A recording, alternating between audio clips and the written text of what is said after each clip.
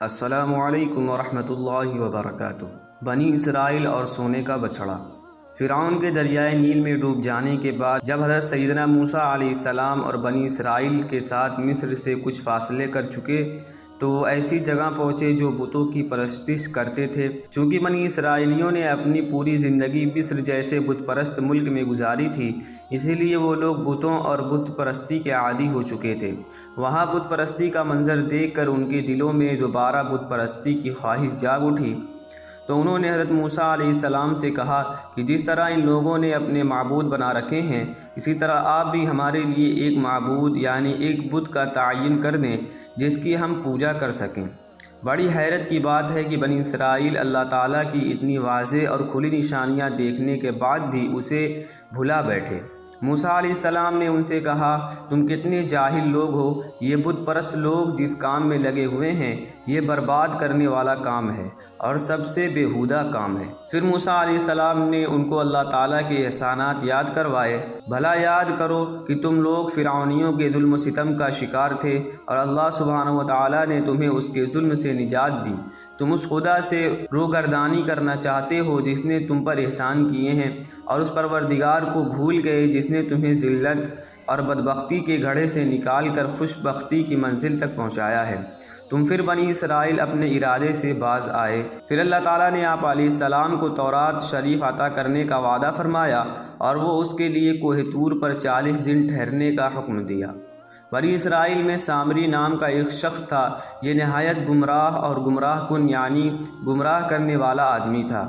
اسے سونا چاندی ڈھالنے کا کام آتا تھا۔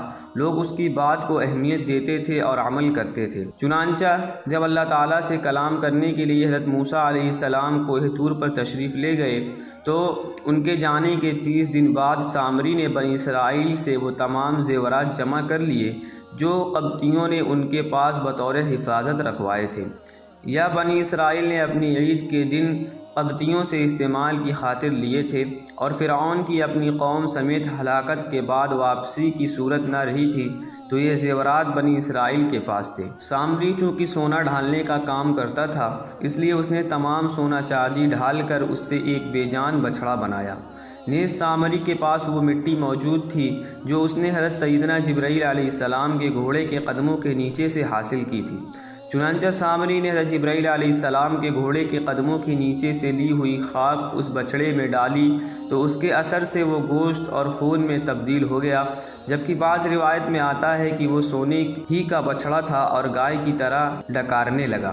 یہ شعبدہ اور خلاف عادت امر ان لوگوں کے لیے اس قدر متاثر کن ثابت ہوا کہ اس کے بعد سامری نے لوگوں کو بہکانا شروع کر دیا کہ یہ بچڑا تمہارا اور موسیٰ کا خدا ہے۔ چنانچہ اس کے بعد سامری نے جو لوگوں کو گمراہ کن پٹی پڑھائی تو اس کے بہکانے پر بنی اسرائیل کے 12,000 لوگوں کے علاوہ بقیہ سب نے اس بچڑے کی پوجا کی۔ آج بھی مشرک و بت پرست لوگ اپنے بتوں کے حوالے سے شعبدے دکھا دکھا کر اپنی قوم کو بت پرستی لگائے رکھتے ہیں۔ یہی حال بنی اسرائیل کا ہوا تھا کہ یہ لوگ اتنے بیوقوف اور کم عقل تھے کہ اتنی بات بھی نہ سمجھ سکے کہ یہ بچڑا نہ تو ان سے سوال و جواب کی صورت میں کلام کر سکتا ہے، نہ ان کی کوئی رہنمائی کر سکتا ہے، تو یہ معبود کس طرح ہو سکتا ہے؟ حالانکہ بنی اسرائیل جانتے تھے کہ رب وہ ہے جو قادر مطلق، علیم خبیر اور ہادی ہے۔ حضرت موسیٰ علیہ السلام کے بھائی حضرت ہارون علیہ السلام نے بنی اسرائیل سے کہا، اے میری قوم، تم اس بچڑے کے فتنے میں مبتلا ہو گئے ہو۔ تمہارا پروردگار رحمان ہے، یہ بچڑا تمہارا پروردگار نہیں، لہذا میری پیروی کرو اور میرا حکم مانو۔ حضرت ہارون علیہ السلام نے اپنی قوم کو سخت تنبیہ کی، مگر انہوں نے آپ علیہ السلام کی بات نہ مانی اور اپنے اس برے عمل پر قائم رہے۔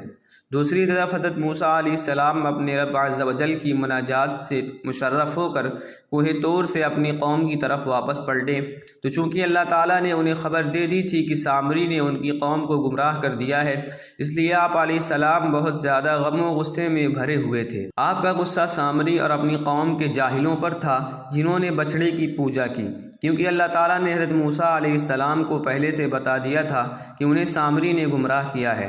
حضرت موسیٰ علیہ السلام نے اپنی قوم سے فرمایا، تم نے میرے بعد کتنا برا کام کیا کہ بچڑے کو معبود بنا لیا، اور باقی لوگوں نے روکنے میں پوری کوشش نہ کی۔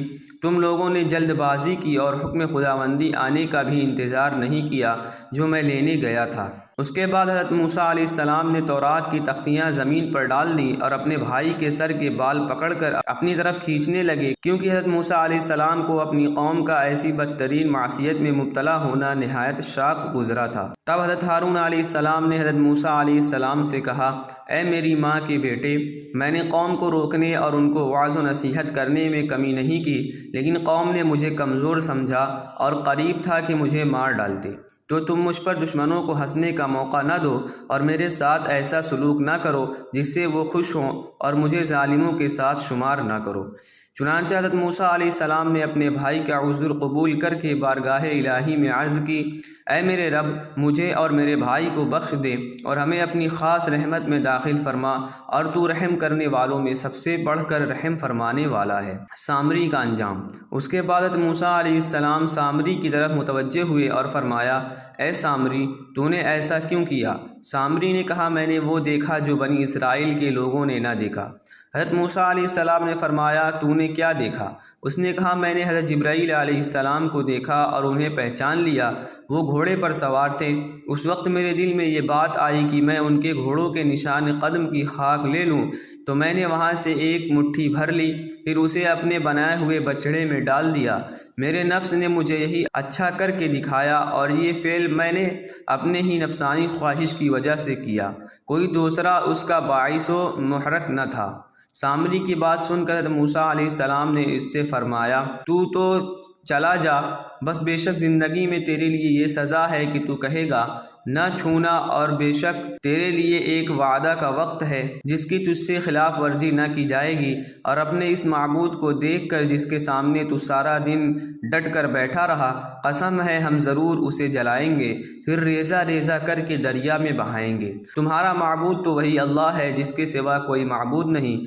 چنانچہ سامری کا مکمل بائیکاٹ کر دیا گیا اور لوگوں پر اس کے ساتھ ملاقات، بات چیت، خرید و فروخت حرام کر دی گئی، اور اگر اتفاق کوئی اسے چھو جاتا تو وہ اور چھونے والا دونوں شدید بخار میں مبتلا ہو جاتے۔ وہ جنگل میں یہی شور مچاتا پھرتا تھا کہ کوئی مجھے نہ چھوئے، اور وہ وحشیوں اور درندوں میں زندگی کے دن انتہائی تلخی اور وحشت میں گزارتا رہا۔ اس کے بعد حضرت موسیٰ علیہ السلام کو حکم ہوا کہ گائے کی پوجا کرنے والوں کو معافی دلوانے کے لیے 70 آدمی ساتھ لے کر کوہ طور پر حاضر ہوں۔ چنانچہ حضرت موسیٰ علیہ السلام نے ہر گروہ سے 6 افراد منتخب کر لیے، چونکہ بنی اسرائیل کے 12 گروہ تھے، اور جب ہر گروہ میں سے 6 آدمی چنے تو 2 بڑھ گئے۔ اور جب حضرت موسیٰ علیہ السلام نے ان سے فرمایا کہ مجھے 70 آدمی لانے کا حکم ہوا ہے اور تم 72 ہو گئے، اس لیے تم میں سے 2 آدمی یہیں رہ جائیں، تو وہ آپس میں جھگڑنے لگے۔ اس پر حضرت موسیٰ علیہ السلام نے فرمایا، رہ جانے والے کو جانے والے کی طرح ہی ثواب ملے گا۔ یہ سن کر حضرت کالب اور حضرت یوشع رہ گئے، اور کل 70 آدمی آپ کے ہمراہ ہو گئے۔ یہ 70 افراد ان لوگوں میں سے تھے جنہوں نے بچڑے کی پوجا نہ کی تھی۔ حضرت موسیٰ علیہ السلام نے انہیں روزہ رکھنے، بدن اور کپڑے پاک کرنے کا حکم دیا، پھر ان کے ساتھ طور سینا کی طرف نکلے۔ جب پہاڑ کے قریب پہنچے تو انہیں ایک بادل نے ڈھانپ لیا۔ حضرت موسیٰ علیہ السلام کے ساتھ ان میں داخل ہو گئے اور سب نے سجدہ کیا۔ پھر قوم نے اللہ تعالیٰ کا کلام سنا جو اس نے حضرت موسیٰ علیہ السلام سے فرمایا کہ یہ کرو اور یہ نہ کرو۔ اللہ تعالیٰ نے بنی اسرائیل کے بارے میں جو حکم دیا وہ توبہ کے لیے اپنی جان دینا تھا۔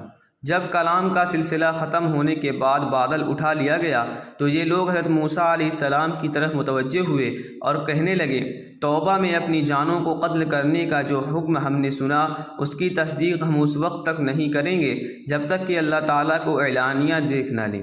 اس پر حضرت موسیٰ علیہ السلام کے دیکھتے ہی دیکھتے انہیں شدید زلزلے نے آ لیا اور وہ تمام افراد ہلاک ہو گئے۔ یہ دیکھ کر حضرت موسیٰ علیہ السلام نے گڑ گڑا کر بارگاہ الہی میں عرض کی، اے میرے رب، اگر تو چاہتا تو پہلے ہی انہیں اور مجھے ہلاک کر دیتا، کیا تو ہمیں اس کام کی وجہ سے ہلاک فرمائے گا جو ہمارے بے عقلوں نے کیا ہے؟ یہ تو نہیں ہے مگر تیری طرف سے آزمانا تو اس کے لیے ذریعے جسے چاہتا ہے گمراہ کرتا ہے اور جسے چاہتا ہے ہدایت دیتا ہے۔